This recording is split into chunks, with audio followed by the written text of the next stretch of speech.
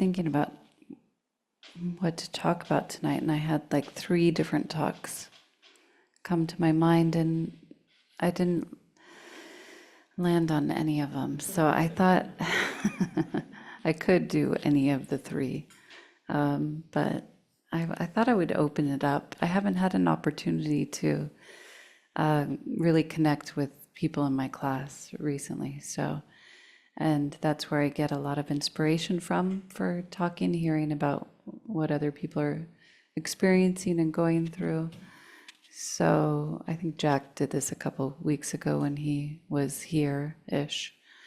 Uh, so I would like to open it up and hear about any questions about your own practice or life or anything that you're dealing with, and then we'll have the discussion grow from there. Give you the mic if you'd like to speak so they can hear you online. Yeah, great. I can't believe I volunteered to take this.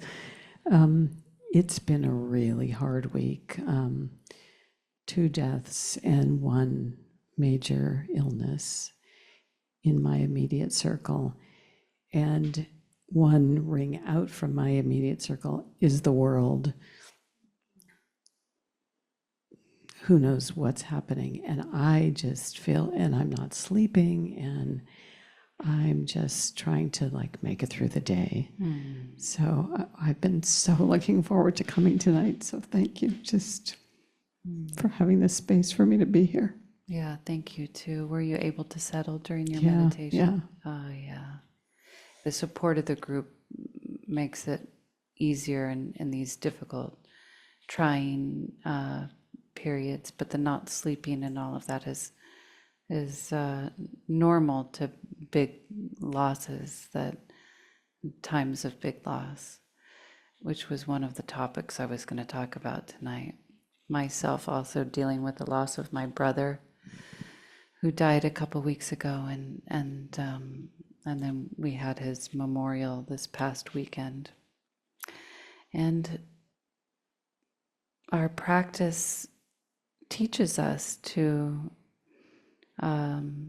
turn towards the truth of impermanence in our life, and that is a lifelong practice. To reflect on it, it's there as a constant reminder in all things, and even though, the changing of the seasons right now, fall is a time of the leaves dying and things falling away and all of that. And even though it is incessant with all of us, when it hits close to home, then in terms of losing somebody that's close to us, then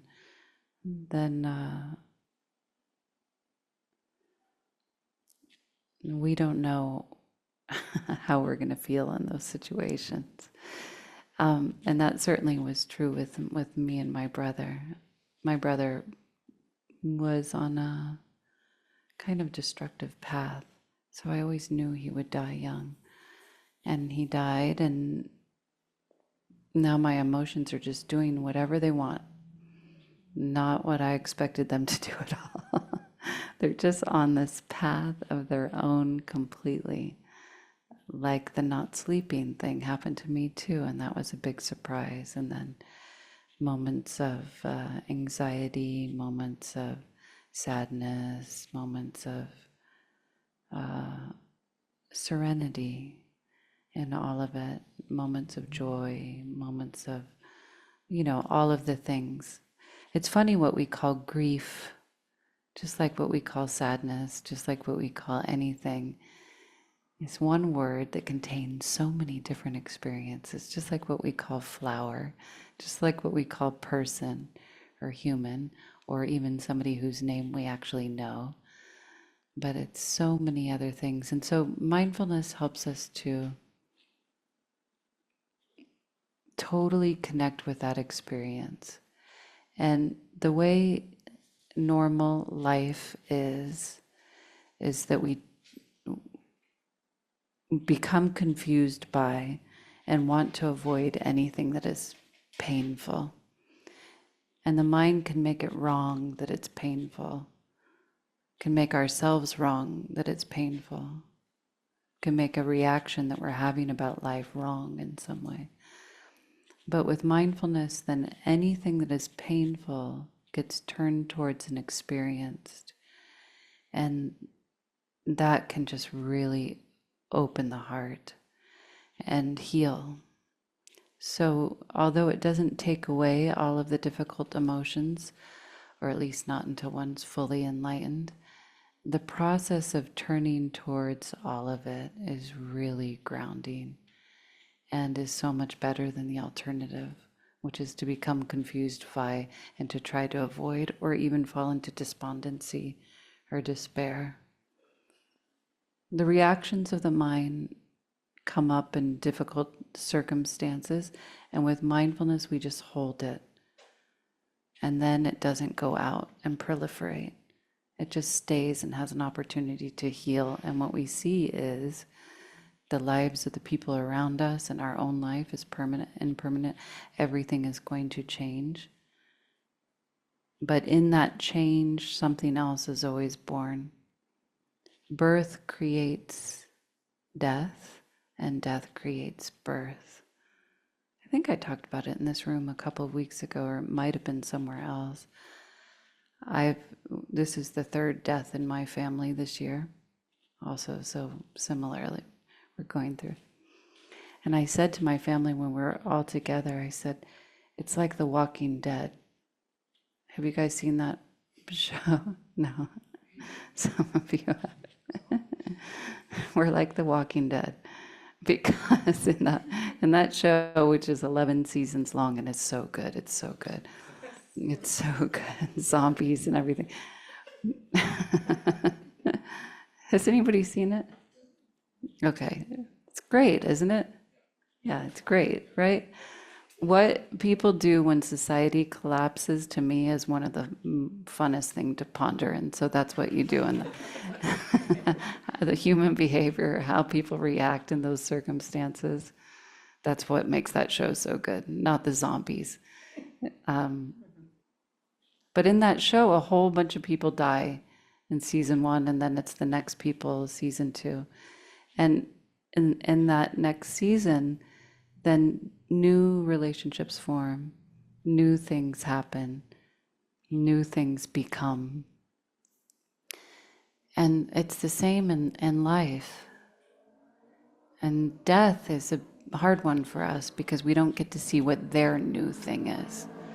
But we can see what our new thing is, and that something comes out of every experience and every death. I really love anybody that talks about consciousness, and it's not only Buddhist people. When we're sitting in Vipassana meditation, we're studying consciousness. It's the only way to actually study consciousness. The only way. Scientists can't do it because there's no way with an instrument to measure consciousness. So there's one way, and that's by looking at one's own. They have theories, different kind. Quantum people can talk a little bit about consciousness, but looking at one's own consciousness is the only way to study human consciousness. And when we look at our own, we are studying human consciousness.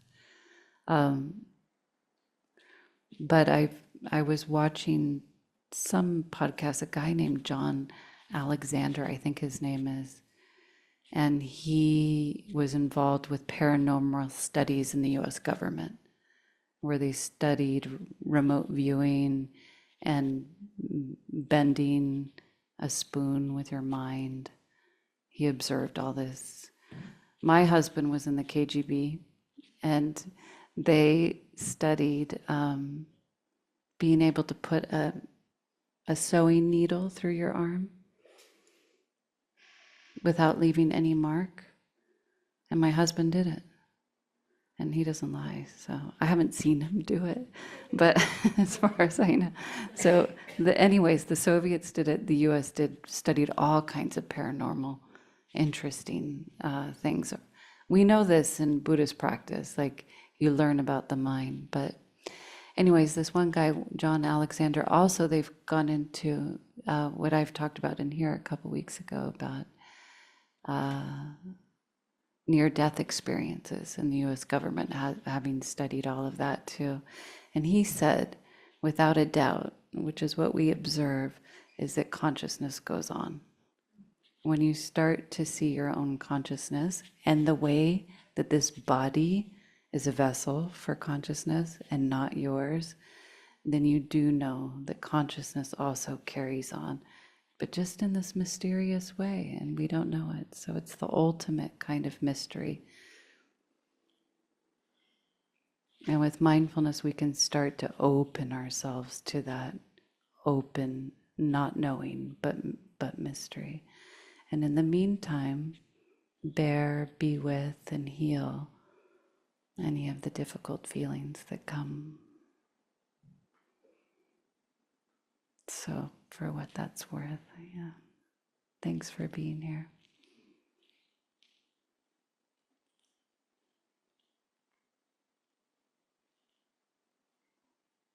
Go ahead, Rick.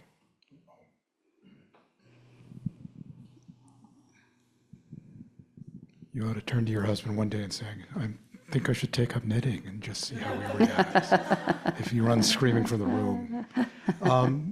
I'd like to hear more about, when you talk about consciousness, what does that mean for you? What is that thing? Yeah, so in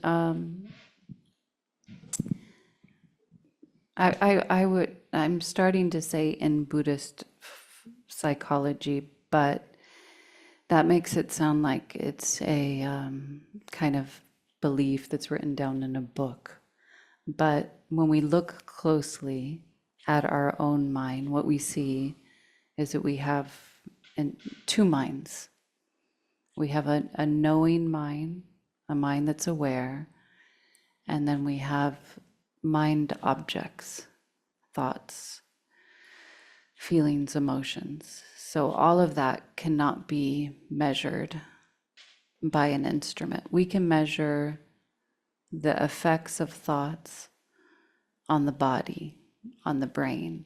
So when we talk about mind and Buddhist psychology, we are not talking about the brain, and those two things are associated in the West very much, right? The brain is physical, it's matter, and mind is mind, non-physical awareness. So consciousness is the aware mind, and the stream of consciousness is what we all experience and what is causal for karma, the law of cause and effect. I saw another guy, I've shared this somewhere recently, maybe in the Sunday group, Donald Hoffman, who's a doctor. Did I share it in the Sunday group? Oh, you know who he is? Oh, yeah. He's cool. Fascinating because he talks about the quantum world. Said that somebody last year maybe won the Nobel Prize for finding that consciousness is fundamental.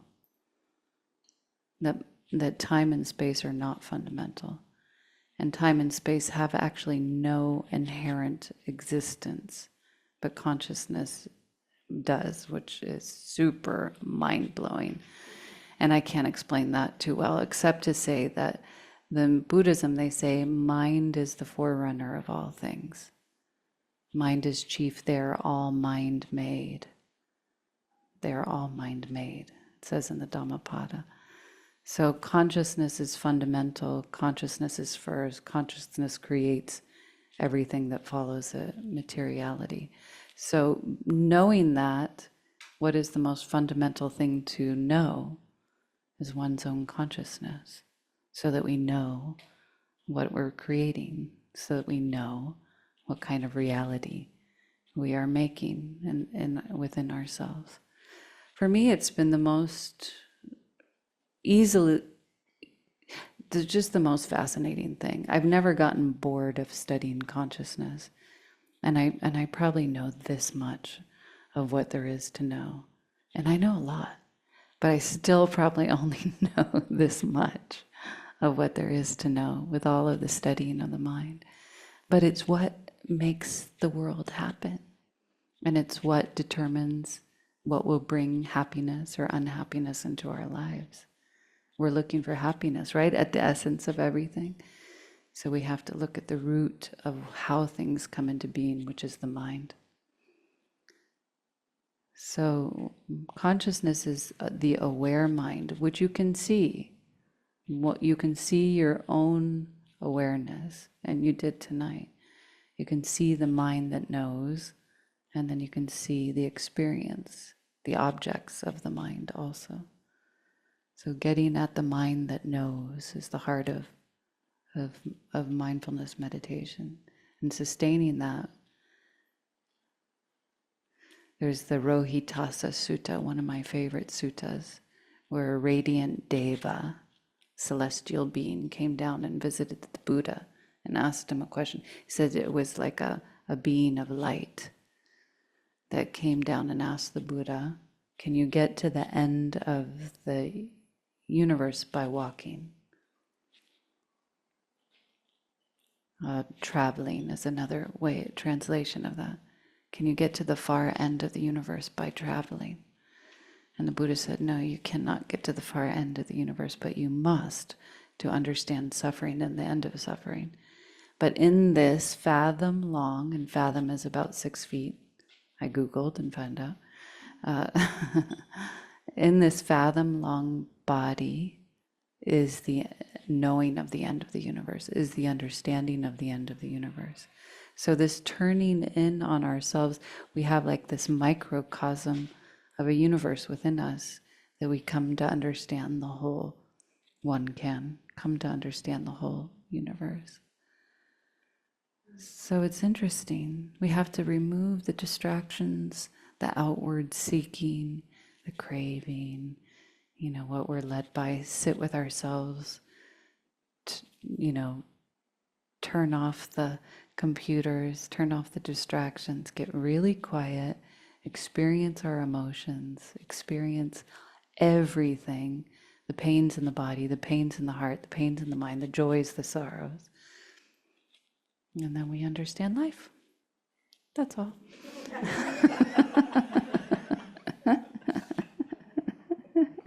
Thanks, Rick.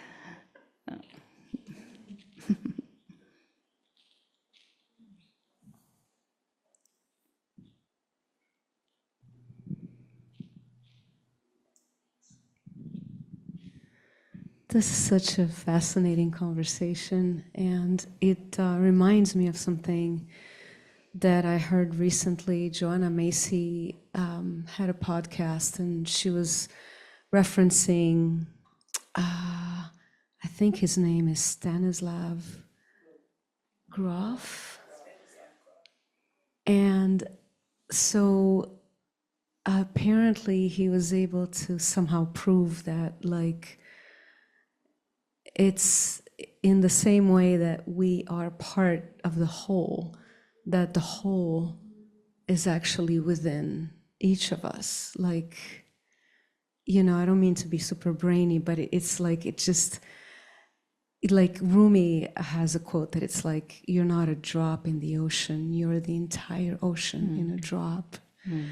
And so if we really are so interconnected in such a profound way that, like, we're just a momentary manifestation of the whole universe, then, the thing that puzzles me a bit is like, so perhaps the river of emotions and the waterfall of thoughts and all of the experiences that we have perhaps are also a part of that wholeness. I mean, so this is like a little puzzling to me, and I just thought I would bring it up because is that also a part of like the whole picture inside the being, or is that something that we are supposed to allow it to flow so that we become the whole. Do you know what I mean? Not really. But I appreciate the questioning. And what I will say, if I can't give like an answer to what you're saying, is that we very often feel like we're wrong. It's a very common human experience to think this is not how it's supposed to be. Does that resonate with you? Yeah. And the practice of mindfulness really helps that. Well, first of all, just a moment of being mindful in this experience of grief with my brother, for example. It's in the busyness that it gets hard, because then the subconscious starts to come in, and then it feels, but in the moments where I can just be aware of it, then it's painful, but it's not so hard. It's whole. It's like a poem. It's part of the story. It's there. And mindfulness does that for everything. It stops making everything wrong. Your life is complete as it is. Your life is its own story as it is.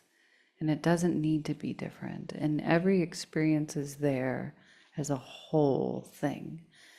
And we live with this sense of this isn't right. Mindfulness stops that, stills that, and lets whatever pleasant, unpleasant, or neutral experience be just as it is, without being wrong. And just like each flower is unique, and like a poet and a story in its own, so are all of the experiences of our lives. And so we can turn towards the simple, the mundane, the whatever as deeply meaningful, the depression, the loss, all of it as a deeply meaningful. And like Sylvia Boorstein says, every moment could not be otherwise. Yeah. We're here to do whatever is in front of us. And mindfulness helps us to do that. Whatever in front of us is right. Because it is. It's reality. Yeah. And then it's transformational too. Mindfulness helps us to, I've been watching the grief. So easy for the grief to go into like destructive grief. When it starts piling on too many negatives to a situation, starts piling on more negatives to a situation that's painful. But so mindfulness helps us to stop that part, the destructive sides of the kalesis, the negativity of the mind, so that we can turn towards, and then it's transformative in the sense that we can make beauty out of things that are even difficult in our life. We can uplift our circumstances. We can uplift societal circumstances. Our actions do matter. They do have an effect. And when we stay open and present, we're more sensitive and respond in ways that are better and wiser in the world and more helpful, onward leading, as it says in the suttas a lot. Yeah. Thanks. Yeah, sure. I was wondering if you can talk a little bit about your own individual practice in tandem with motherhood and how to maintain, or what your experience was in maintaining a whole heart as you do all of it, and protecting maybe some time to be able to have that inner experience while you're also with your life as it is. Are you struggling to find time to practice? No, Yeah. I'm practicing a lot right now. He's Uh-huh. 10, so we're kind of through, what were harder years, pandemic years. Yeah. But it's almost like it's actually beautiful and awesome and fantastic. And now it's more of like the craving of like, oh God, he's going to move out in 8 years. Yeah. So it's just this wild, ever-changing, impermanent love. But sometimes I sometimes I can crave like myself, and sometimes I can get lost in like my relationship with my son. And I'm just wondering what your experience is with all that. My goodness. Well, it's the biggest attachment that there is, our children, right? So we get to really learn about that feeling and emotion. And I mean that in a really good way. In the Metta Sutta, it says it's something that never made sense to me. They compare metta with the love that a mother has for their only child.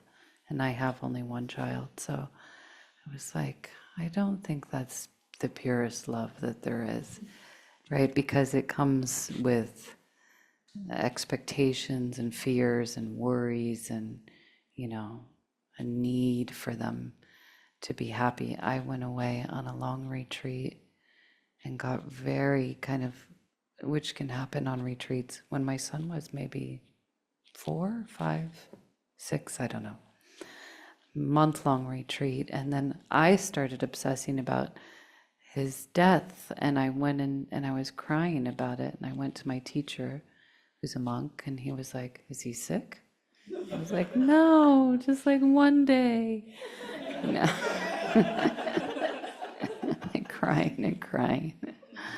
So that was a little irrational, but exploring the mind that is attached is such a beautiful thing to do. We looking at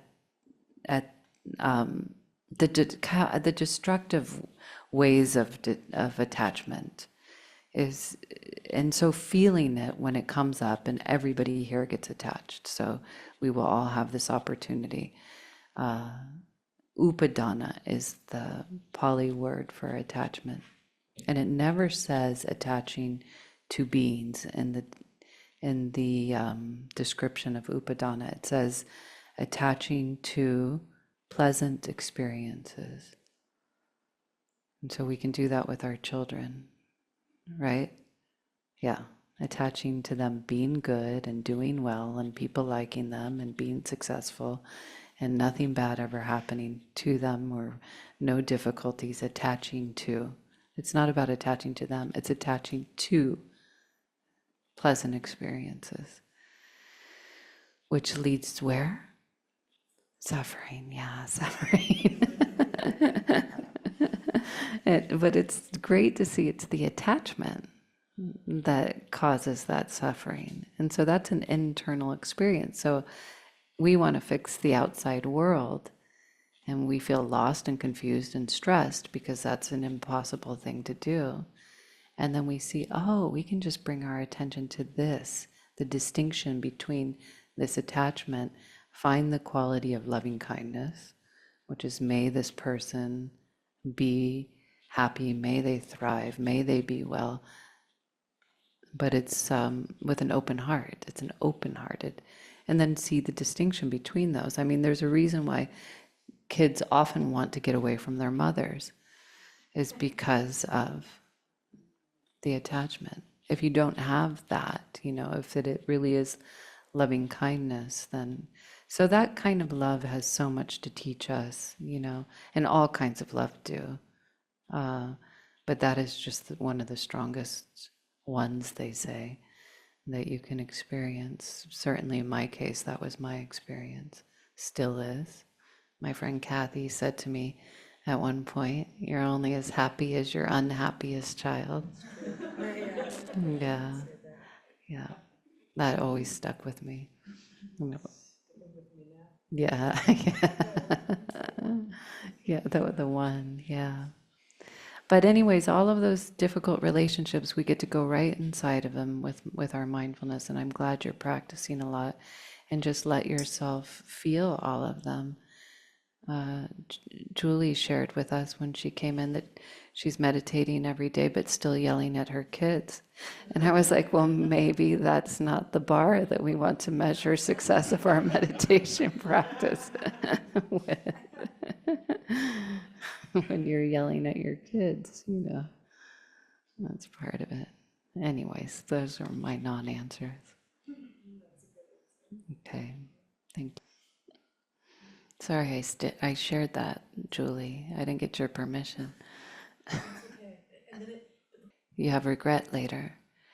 She said the yelling affects the meditation. Yeah, but that's also process. Seeing that is process.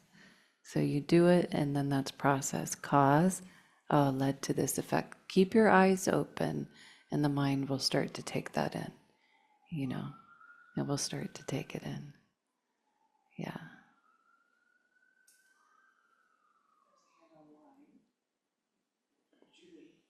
Go ahead, Julie. Another Julie. I was on mute. Hi. I'm sure you've been asked this before, but I'm curious your relationship to news and media, just in general of like the external world, especially when you're on a long retreat, you're obviously really far away from it and you come back and you live in LA. So I'm just curious your relationship, because recently I've just cut everything out in a very extreme way, and um, I don't miss it at all. But I also know that, a part of like, um, I feel like more like modern Buddhism is how to take what you learn on the seat off the seat, and how do you be active and live your values and what's going on with the world. And it might be just like an individual thing based on you and your teachings, but I've been listening to like how Tara Brach talks about it with what's going on in the world. And yeah, I'm just curious about if you want to share your experience with that.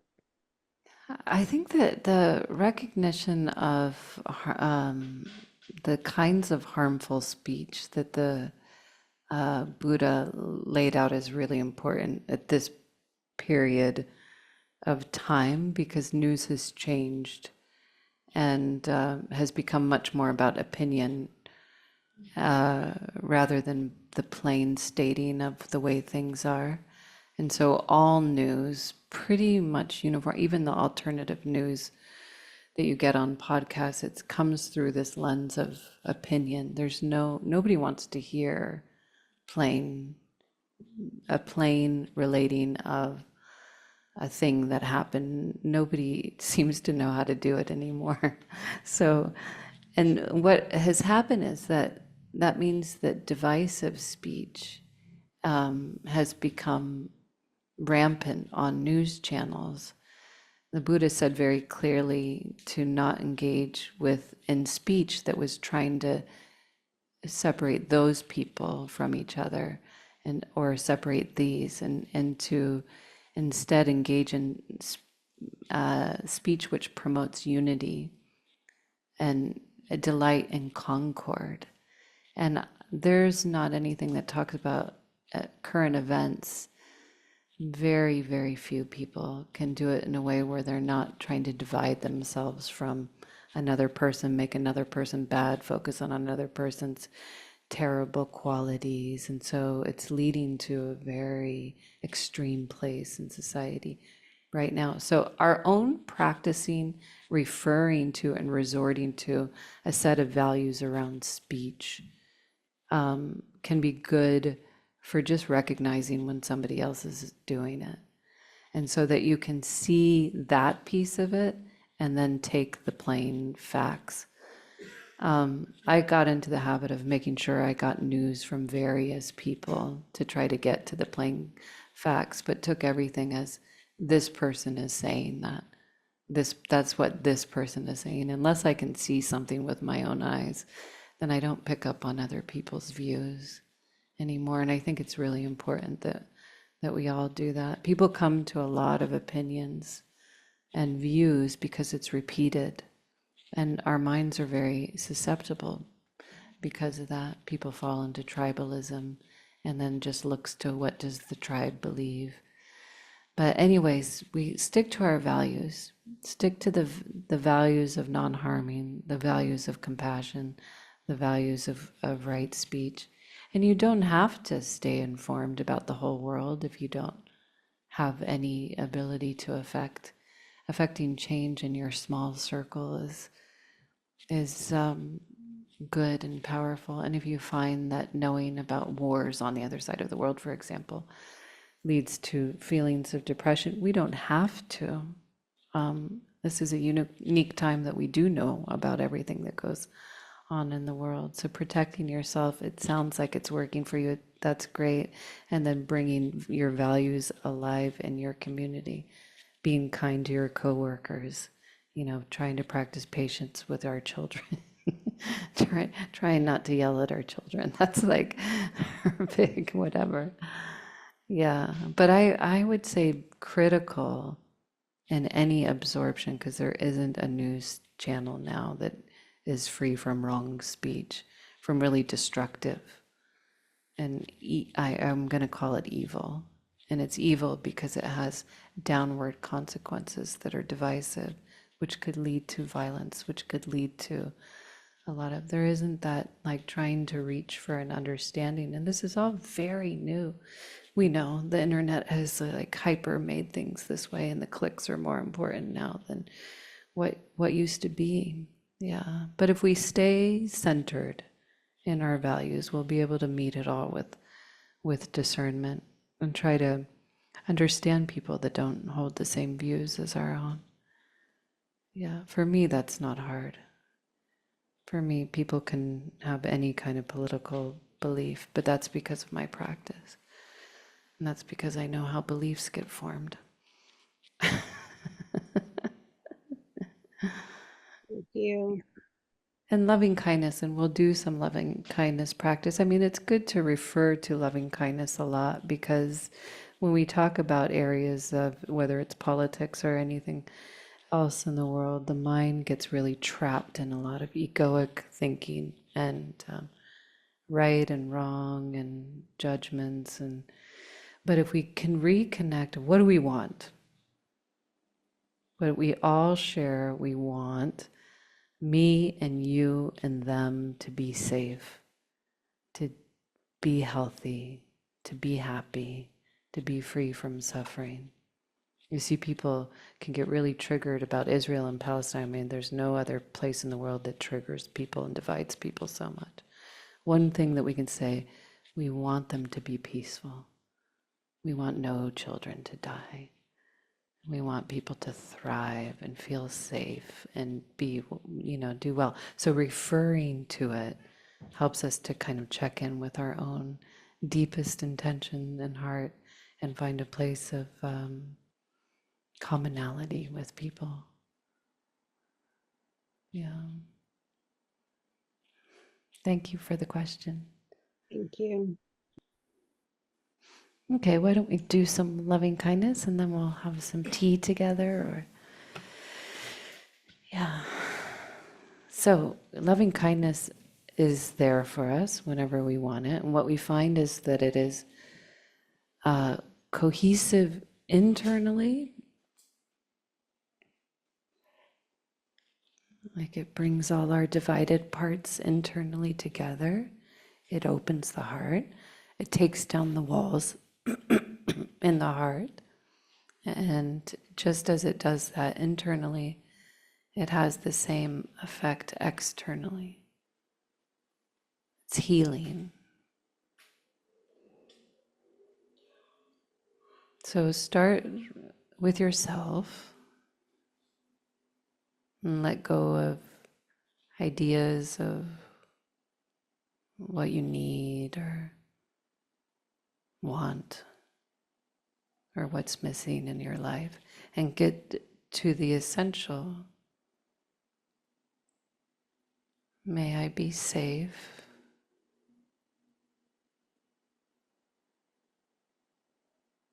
May I be healthy.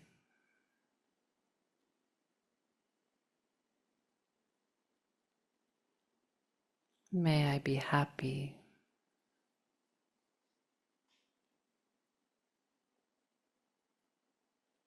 May I be peaceful.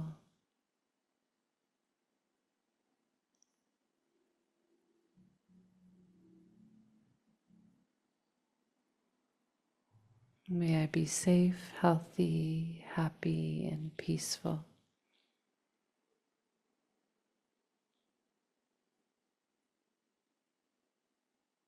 And send those thoughts into every cell of your body, every corner of your heart.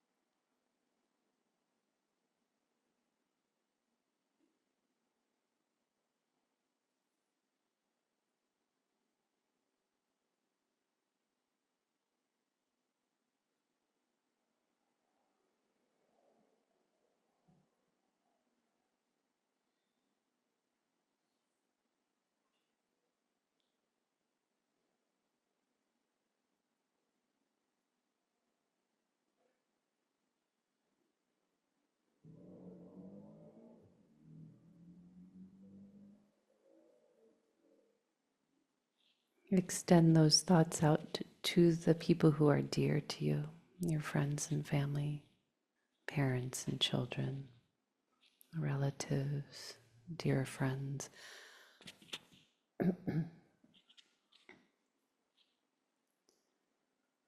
See them happy, safe, protected, thriving, healthy and strong.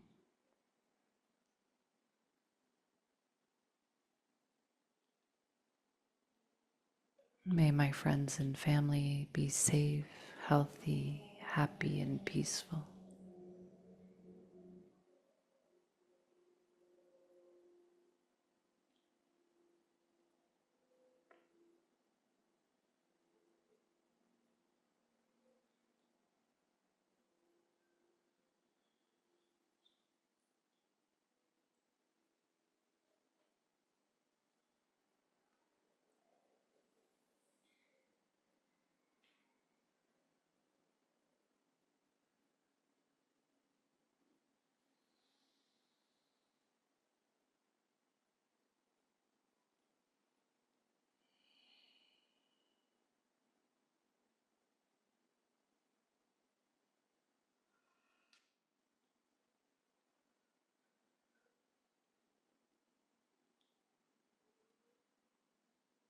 And other thoughts might come in, but surrender them for now and just let these thoughts fully occupy your heart mind.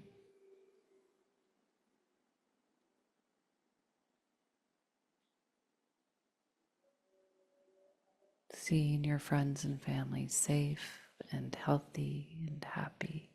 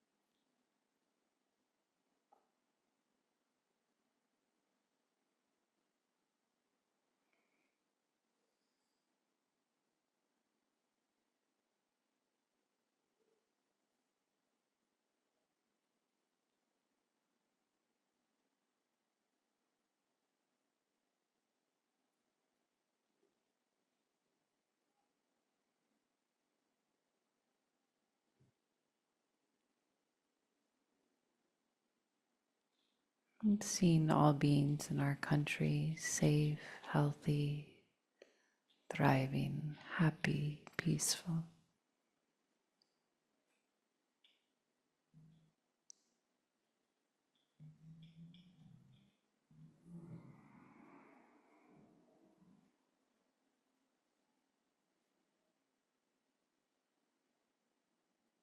and all beings around the world, safe, healthy, happy, peaceful.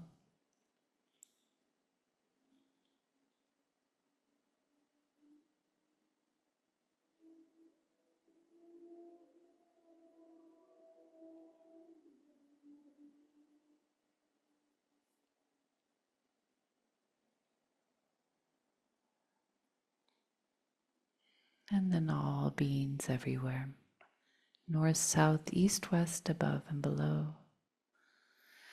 May all beings everywhere be safe,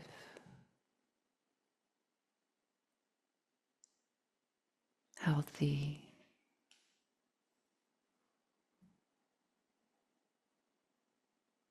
happy, and peaceful.